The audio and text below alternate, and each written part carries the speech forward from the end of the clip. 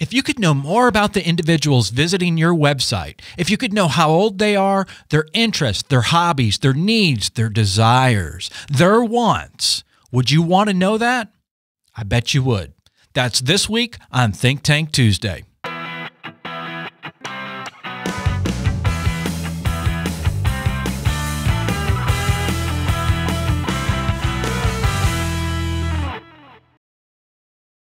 Hi, I'm Paul Potratz, and welcome to this week's Think Tank Tuesday. This week I got a very special guest, one of our performance managers here at Potratz.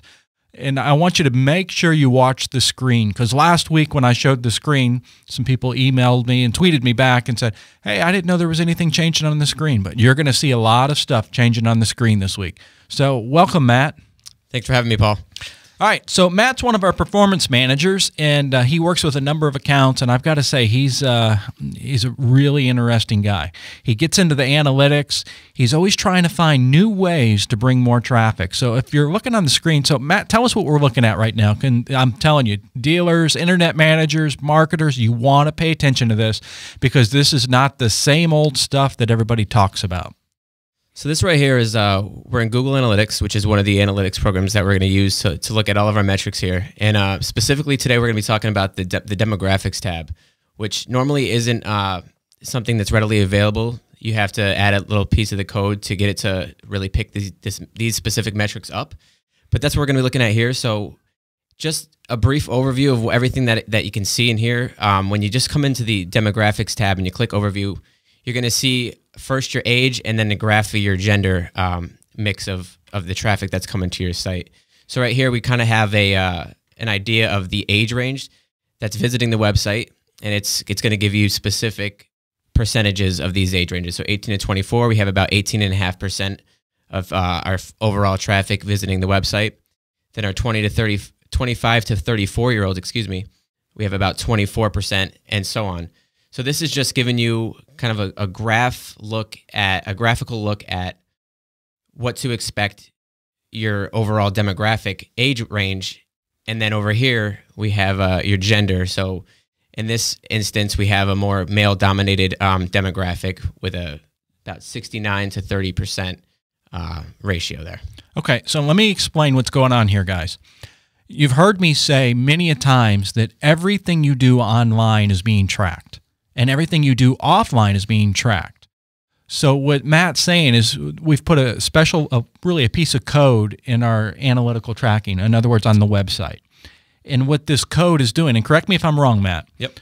But what this code is doing is it's really watching the individual profiles, because everybody online, if you've ever been online, you've got a profile. And the more you're online, the better that profile gets. And that profile would include your age range, it would include your male, female, it would include your income, it would include your interest, it would include everything. Is that correct? Right. Yep, that's exactly right. We have the affinity categories over here, and this is giving an overall view of what Google's determining your interests are based on the websites you're visiting, based on your traffic patterns of what sites you're going to, how long you're staying on those sites, what you're doing on those websites. And then it can get even further, and it can decide whether it can determine whether you're in the market for something specific. And we've been using this heavily because we can see, are you in the market for a used car? But we've also been finding that people shopping for a used car aren't only in the market for a used car. We're actually seeing some other interesting patterns for people that are actually completing forms on our websites. And for example, here we have, okay, people in the market for a used car are filling out a majority of our lead forms here. But also people in the market for real estate properties and real estate properties for rent. And actually they're making up 2, 3, and 4 before you see another auto in-market category come in. And then employment we've been seeing a lot as well. So, I think this is two things here that come to mind. One, I mean, there's a number of companies out there offering digital marketing. But really what's happening, because that's what we see when we take a client over, we see what they're doing is they're just uploading keywords. It's simple as that. Let's upload some keywords, different makes, models, years, dealer's name, and just hope for the best. But where we're taking it to a different level here is we're targeting based on individuals' interests. So we're getting in there and we're understanding the psychology, the behavior, the digital body language, and we're targeting these individuals. So that's my first point. My second point, though, is, and I mean, me being, you know, an old marketing guy and a car guy and everything else, that it's always been said that when somebody first buys a home, you know, you buy a new home, and then the next thing you want to do is you want to get a new car in the garage, you know, in the driveway. New home, new car. So, I mean, that's a pretty standard, you know, I guess, scenario, but this is really awesome to be able to see this type of a strategy and go after those individuals even before they realize that they're interested in a car. So we're early to talk to them. Yep. So another reason that this is useful is when if we come back to age for a minute, we can break down the age to see, okay, which age group is most valuable in the sense of maybe filling out conversions. So in this instance, our 25 to 34-year-olds are filling out a majority of the forms. They're making up a majority of our traffic if we look down here. So that's going to be a different targeting strategy than if we were, say, dominated by this 65-plus group down here, who's only making up about 4% of our overall conversions that come in on the website, versus this 36% up top here. So that's going to change our strategy, and we can target these people specifically with a message, and we can target these people specifically with a different message. And now that we know the range of who's visiting the site and how many or how much of a percentage they're making up of our overall traffic. Let's talk about that you're let's just say that you're an Audi dealer. And if you're an Audi dealer, the different models are going to have different traffic, and they're going to have different, as far as different age groups, different income, and you need to target those models differently. And I think that's what a lot of, I guess, business owners and dealers and internet managers, they always say, oh, online marketing, digital marketing, you can track everything. And they're thinking about, oh, you can track everything, track all the leads coming in and feel good about your spend. But this is what we're saying here, that you can track everything here, that you can track this type of information and make sure that you're showing the Audi A3 to the right age group and the Audi A8 or the Q7 to the correct age group. What else would this show us too? Okay. So if we come back in here, and we want to target, you know, a specific affinity categories, Google calls them. These categories that Google's listing right here in analytics are the same categories that we're able to target when we go into AdWords and we start targeting our digital messages to these people. So if I see that a majority of my traffic, in this case, are technophiles, so they're into technology, they like current trends, they're movie lovers, they're travel buffs, I can use these different items that I know now my demographic has an interest in, and I can target them with specific incentives, specific messages, specific calls to action that are going to speak to these groups of people. If I have a technophiles category, for example, and I see that they're filling out a large portion of my overall forms, and I have a car that just came out with a ton of technology, I know that in that ad I should probably highlight a lot of the technology, and then I should target that group of people because they're a valuable portion of my overall demographic there. So back to the Audi again. So let's say that the Audi, where it has you know, it has Google automatically in it. You know, the Google Maps. It has a different style of Bluetooth. It just has the different technology. So you would want a series of ads that would talk to those individuals. You could target the technophiles specifically with those type of ads versus going on down, let's say the shutterbugs, people that are interested in photography. You'd want to make sure that the images that you were putting out there of the Audis were really high-end images, because that would attract their attention.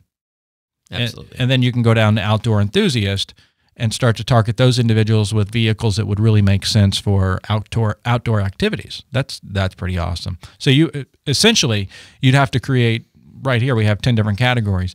You would need 10 different strategies, 10 different types of ads going out there. Yep. Okay, cool. This is exciting stuff. And what's interesting, though, the average session duration, too, that it looks like it's staying pretty constant, yeah, except for the shutterbugs. So the ones that are interested in photography are taking more time looking and studying and looking at the vehicles, is what it looks like to me. Is that what I'm seeing, more or less? Absolutely. Yep. And they have the largest also amount of pages per session, so they're clicking around a little bit more often than everyone else is as well. So, yeah. Yeah, you just kind of think of all the different ideas, what all you could do to target these individuals. Like auto enthusiast, those individuals would be better targeted if you were doing really good quality video walkarounds or video test drives, that the auto enthusiast would want to see a video that would be more in depth with that. Absolutely. That's cool.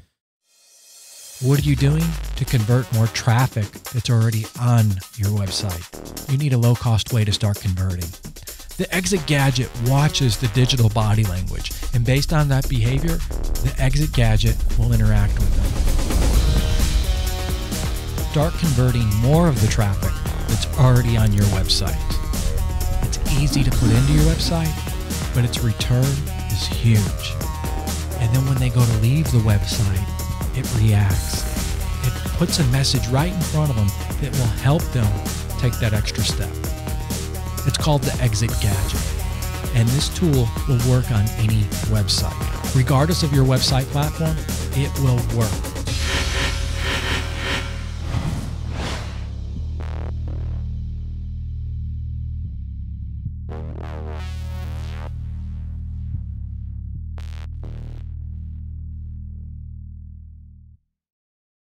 So we can take a look at our menu item here, which is the other categories.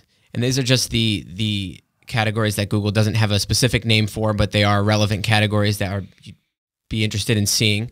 So if we sort this by our form fill outs and our conversions here, autos and vehicle shopping would make the most sense here for people that are in the market for a vehicle and are shopping on a dealership website. But don't want to forget that shopping and classifieds is actually a large portion as well. And people might be still considered in this group, and Google doesn't quite have them in this autos and vehicle shopping group yet. Maybe they just started their shopping for a new car. So it's likely that we could easily leave this category out if we're targeting our ads and we're just thinking about who would be the categories off the top of our heads. That would make sense, but we might leave the shopping and classifieds category out. And right here shows us that it's the largest portion of our traffic. They're filling out 6% of our overall forms. And low bounce rate, good pages per session, good time on site. So it's still a very relevant piece of traffic that we could easily have left out without this information here. Well, I think number 3, where you have arts and entertainment, TV, right, video, online video. I mean, how many people out there that are doing digital marketing would even think about that? Because as a salesperson, as a marketer, and I'm not talking about me, I'm just talking about in general, what I've always seen, I've seen sales managers over the years and everything, that they want to sell the car. And when they want to sell a car, they automatically go to, oh, let's discount it. Let's give it a low price. Let's scream about the car, that they're not thinking through it and saying, okay, how can I target an individual? So let's assume for a moment that these numbers were a dealership of ours that was a Ford dealer or a Dodge dealer. Then we could break down, let's say, the F-150, F-250, and we could find out what their interests were. And it could be, let's say, snowmobiles. It could be water skis. It could be motorcycles. So we would be able to target individuals on other websites about the vehicles that we're selling. We're not giving up gross. We're not giving up money. We're just creating a lot of quality noise and being in front of them where those individuals are interested. Because I think it's important that we point out, too, that where you're showing the forms here, the conversion rate, it's not that we're just out there advertising to these people and hoping and praying that they come in. This is traffic where we've run our ads and the leads have been filled in. Those are actual leads, 23 leads, 22 leads, 17 leads. Is that correct? Correct. Yep. So it's saying that it's a good quality traffic, that it makes sense to go this type of strategy. And I like the one, arts and entertainment, audio, urban, hip hop. Yeah. So you really don't, like I said in the beginning, you don't really know your customer. We assume that we know our customers, but we don't really know their interest. Right. So in this instance right here, find out, those commercials that are running on TV currently, maybe for a the Lexus dealer or something like that, where they're using, hip hop artist as their selling point.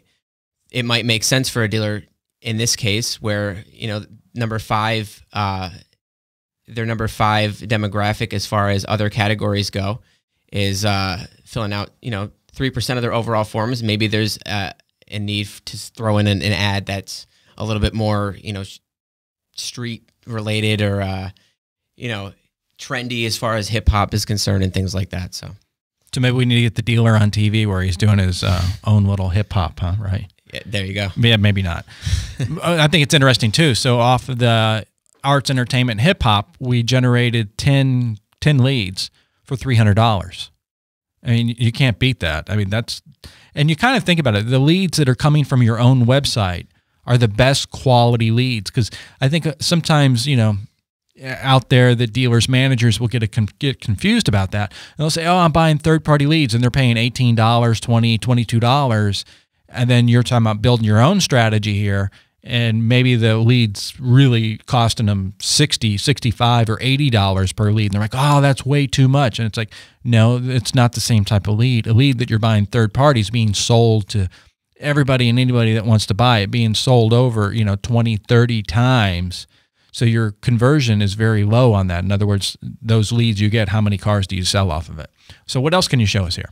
So looking at our distribution of our age range and our site traffic here, it's really just good to get a feel of everyone that's coming to your website, who you want to target with what. If you're noticing that the bars are a bit heavier on this end, then you know that you got to change your strategy a little bit than what we're going to be showing to people who have the heavier bars on this end of the graph. Well, it makes perfect sense though too, because back in the day, people would buy radio, TV, and newspaper, and they would go and buy the radio station. I want the #1 radio station in town because it's got more listeners. And then some of the guys that would get a little more creative would say, well, I want to buy this radio station because this radio station is parallel with my buyer, my shopper, who I normally see. And I think a lot of times what happens as a business owner, when you're in it and you're involved in it, you automatically start thinking that the people that you're friends with, if let's say that the ones you're friends with, they're buying the vehicles that you're selling, you start to get into this circle and assume that everybody's that way, that you're not really giving yourself an opportunity to reach outside the market. So looking at this graph though, right here with the different age groups, you can say, okay, I'm going to build a strategy and I'm getting 24% of my traffic right here is 25 to 34. Well, let me build better creative. Let me do some video pre-rolls. Let me understand that it's hip hop and urban, and let me start doing some little giveaways on my website. And let's see if we can grow this number, because if you're serving this demographic here with your advertising and with your promotions, social media promotions, you can start to see this number grow, because they're going to be telling their friends where they're buying the car. So now you could set a benchmark and say, wow, I'm really growing this. And then you can say, you know what? But in my market where I'm really trying to, let's say your own backyard, if your own backyard is 55 to 64, I mean, basically every dealer out there, every manufacturer has a car to fit almost every age group. So now you could build a strategy on your website too and start driving this specific traffic to your website and watch this number grow. Because, ideally what it'd be is to see this graph start to level out a little more. Yep. And even if you're a Kia dealer, all right, well, I'm going to target the Kia Soul here. I'm going to target, so on and so forth on the different demographics. What was the last thing you were in? Because I've seen something that said shopaholics. I thought that was interesting. So I think that was our affinity categories here. Yeah, so scan up. Let's take a look at that a little more. So it looks like, so then what's this showing us here? So we got movie lovers that are really interested in the product. It would be interesting to see, are those movie lovers the ones with Netflix, or are those movie lovers the ones that go to the movie theater? Is there a way to tell that here, or would we have to build a marketing strategy to try to figure that out? I think that in this case, we would probably have to have that marketing build a marketing strategy to figure it out. However, if you do click into it, as you can see, you can get a little bit more specific as to, again, tailoring it back to the age group that's associated to that affinity category. So you can see, okay, this specific, shopaholics affinity category is made up of mainly our 25 to 34-year-olds and our 35 to 44-year-olds, and even our 18 to 24-year-olds. So it's still the younger group that are the shopaholics, because once we reach that 55 to 64 and that 65 and up, we start to really die down.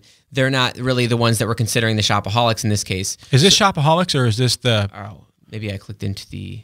Or is this the moviegoers? Oh, these are the movie lovers. Yeah, those are the movie lovers. Okay, cool.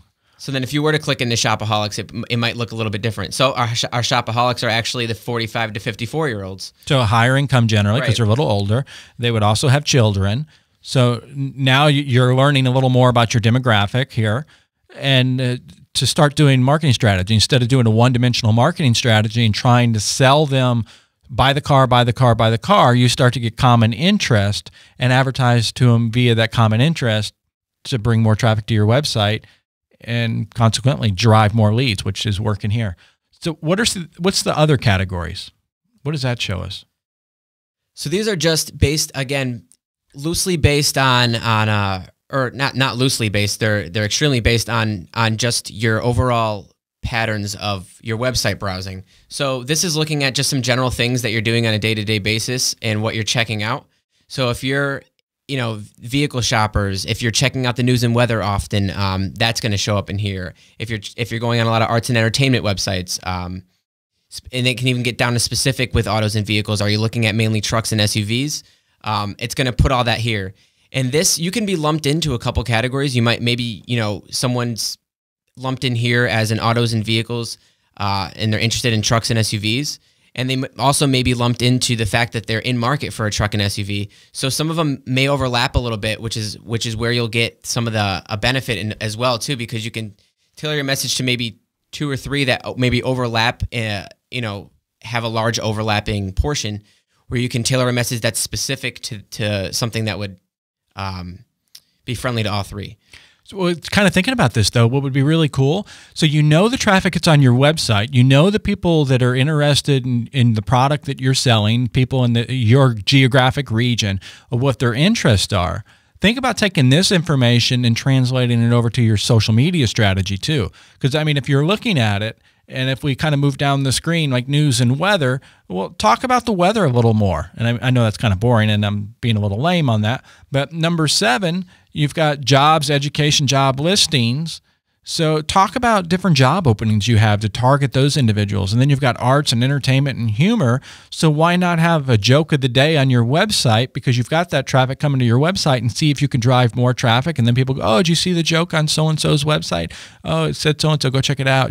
That type of stuff. And then number 10, you got food, drink, cooking, recipes. So you got foodies on your website. So why not have a recipe of the day on your website, a recipe of the day in your social media strategy on Facebook, on Twitter, or whatever, because they're interested. That's a great way to drive more traffic. So I think there's a number of opportunities here of strategies you can really build upon. And and if you're doing TV advertising, think about where you could take it there too. Absolutely. There's endless ways to be creative here. And I know that, once we get in here and really start opening our minds, we'll probably come up with even more than we've already have to figure out what we can do with this information. So I'm excited with all this information to really go in there and start building some super tailored strategies across all types of platforms. That's really awesome. Any last thoughts for us? If this is set up, if you guys currently have this set up, or if you're looking to get it set up, we're happy to answer questions, any questions you have about it. There's tons of opportunity here. It's something that we're enlightening all of our dealers about, because all of the strategy here is going to be extremely relevant to your current traffic, because this is based on the demographic that is coming to your site, and not just, the demographic of who's shopping for cars in general. So. Or who you're hoping is shopping for cars in general. So guys, I hope you understand this strategy is not a strategy that can be automated. There's a number of companies that will upload, and this is not a bash on other companies, because there's a type of company for every type of business, more or less. But we take the approach here, and Matt can speak to this. We take the approach here that our performance managers like Matt are limited to 15 accounts. This way they have the time to go in and investigate and learn these things and build new strategies.